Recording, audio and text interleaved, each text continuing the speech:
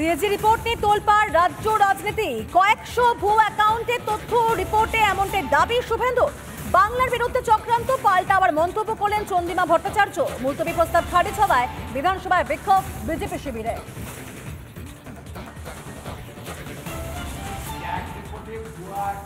তথ্য দেওয়া হয়েছে, ক্যাগ রিপোর্টে মানি ডাইভারশনের তথ্য দেওয়া হয়েছে, ক্যাগ রিপোর্টের সেন্ট্রাল গভর্নমেন্ট এবং সিপিসির গাইডলাইনকে ভায়োলেশনের কথা বলা হয়েছে, misappropriation fund, fraud, monetary ডিফলকেশন,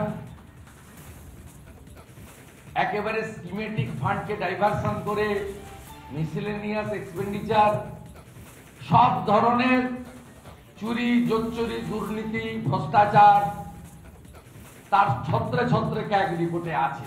তাই স্বাভাবিকভাবে অধ্যক্ষ এই ক্যাগ রিপোর্ট নিয়ে পড়তে দেবেন না, আমরা জানি। এখন ক্যাগ শব্দ শুনলেই রাজ্যের মুখ্যমন্ত্রী বা শাসক দল লাফাচ্ছে, তাই আমাদের পড়তে দেওয়া হয়নি।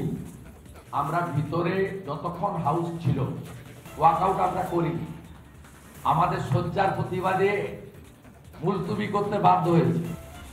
রিপোর্ট নিয়ে বিধানসভায় আলোচনার কোনো প্রশ্নই ওঠে না, কারণ এই ক্যাগ রিপোর্ট 2002-03 সাল থেকে 2021 সাল অবধি তার কেউ নাকি ইউটিলাইজেশন সার্টিফিকেট দেয়নি।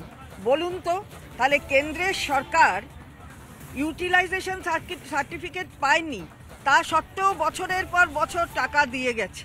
এটা কত বড় একটা বুজরুকি, মানুষকে বিভ্রান্ত করবার একটা চক্রান্ত, সেটা বোঝাই যায়। ফলে বিধানসভায় নাটক করা যাবে, কিন্তু বিধানসভায় এটা আলোচ্য বিষয়ই নয়। কারণ এইটা কবে করেছে? যা কিছু হচ্ছে সব হচ্ছে 2021-এ হেরে যাওয়ার জন্য। এইটা হচ্ছে 2022-এর ফার্স্ট রিপোর্ট, অর্থাৎ সালটা দেখেছেন 2003 থেকে 2021, মানে যা কিছু হেরে যাওয়ার পরে। তাই যদি হতো তাহলে 19-এর আগে বললে না কেন? তাই যদি হতো 14-র পরে বললে না কেন? কোনোটাই তো বলনি।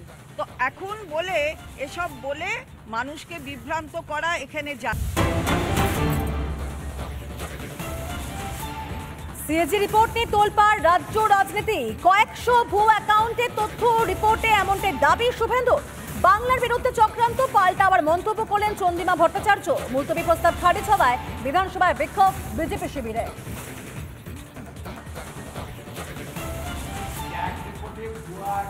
তথ্য দেওয়া হয়েছে, ক্যাগ রিপোর্টে মানি ডাইভারশনের তথ্য দেওয়া হয়েছে, ক্যাগ রিপোর্টের সেন্ট্রাল গভর্নমেন্ট এবং সিপিসির গাইডলাইনকে ভায়োলেশনের কথা বলা হয়েছে, misappropriation fund, fraud, monetary ডিফলকেশন,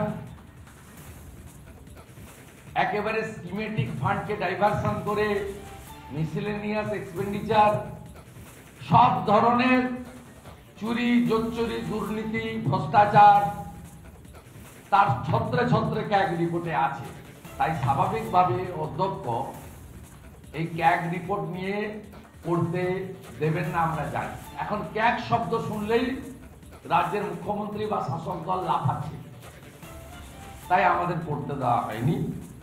আমরা ভিতরে যতক্ষণ হাউস ছিল ওয়াকআউট আমরা করিনি, আমাদের শয্যার প্রতিবাদে মুলতবি করতে বাধ্য হয়েছে।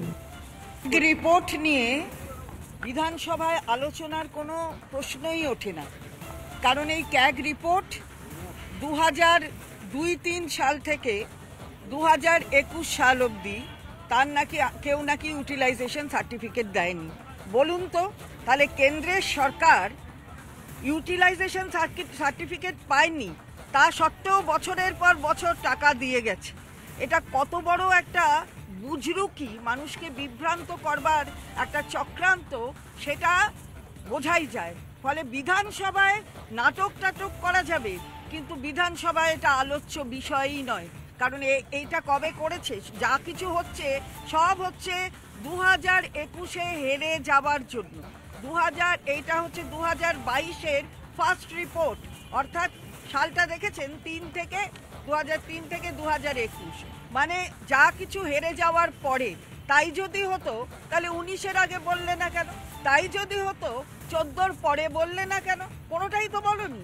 তো এখন বলে এসব বলে মানুষকে বিভ্রান্ত করা। সিএজি রিপোর্ট নিয়ে তোলপাড় রাজ্য রাজনীতি। কয়েকশো ভুয়ো অ্যাকাউন্টের তথ্য রিপোর্টে এমনটাই দাবি শুভেন্দু। বাংলার বিরুদ্ধে চক্রান্ত, পাল্টা আবার মন্তব্য করলেন চন্দ্রিমা ভট্টাচার্য। মুলতবি প্রস্তাব খারিজ হওয়ায় বিধানসভায় বিক্ষোভ বিজেপি শিবিরে। ক্যাগ রিপোর্টে ভুয়া অ্যাকাউন্টের তথ্য দেওয়া হয়েছে, ক্যাগ রিপোর্টে মানি ডাইভারশনের তথ্য দেওয়া হয়েছে, ক্যাগ রিপোর্টের সেন্ট্রাল গভর্নমেন্ট এবং সিপিসির গাইডলাইনকে ভায়োলেশনের কথা বলা হয়েছে, misappropriation fund, fraud, monetary defalcation, একেবারে স্কিমেটিক ফান্ডকে ডাইভারশন করে মিসেলেনিয়াস এক্সপেন্ডিচার, সব ধরনের চুরি, জোচ্চুরি, দুর্নীতি, ভ্রষ্টাচার তার ছত্রে ছত্রে ক্যাগ রিপোর্টে আছে। তাই স্বাভাবিকভাবে অধ্যক্ষ এই ক্যাগ রিপোর্ট নিয়ে পড়তে দেবেন না, আমরা জানি। এখন ক্যাগ শব্দ শুনলেই রাজ্যের মুখ্যমন্ত্রী বা শাসক দল লাফাচ্ছে, তাই আমাদের পড়তে দেওয়া হয়নি। আমরা ভিতরে যতক্ষণ হাউস ছিল ওয়াকআউট আমরা করিনি, আমাদের শয্যার প্রতিবাদে মুলতবি করতে বাধ্য হয়েছে। রিপোর্ট নিয়ে বিধানসভায় আলোচনার কোনো প্রশ্নই ওঠে না, কারণ এই ক্যাগ রিপোর্ট 2002-03 সাল থেকে 2021 সাল অবধি তার কেউ নাকি ইউটিলাইজেশন সার্টিফিকেট দেয়নি। বলুন তো, তাহলে কেন্দ্রের সরকার ইউটিলাইজেশন সার্টিফিকেট পায়নি, তা সত্ত্বেও বছরের পর বছর টাকা দিয়ে গেছে।